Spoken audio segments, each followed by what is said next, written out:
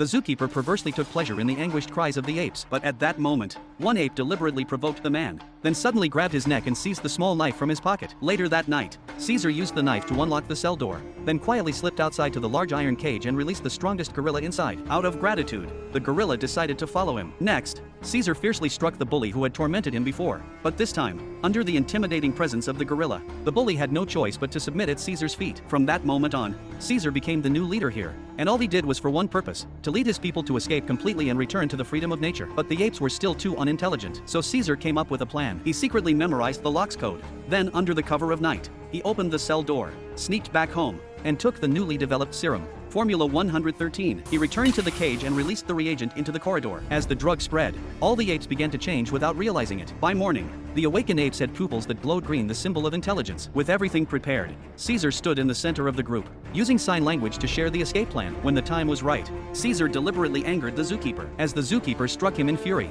Caesar instantly grabbed his wrist, and with Caesar's roar, the great battle of apes rising against humans began. Led by Caesar, the apes stormed through the city, heading straight for the biotech company, releasing all the captive apes inside. They then smashed their way out, rushing to the city's largest zoo to free the apes there as well. In an instant, the streets were flooded with apes, and even when the police tried to capture them, they were met with fierce resistance. Now the apes were like a well-disciplined army, following Caesar to the Great Bridge. Once they crossed it, they would never again suffer human cruelty. Suddenly, Caesar raised his right hand, signaling everyone to stop because hidden within the thick fog ahead was a cunning human ambush.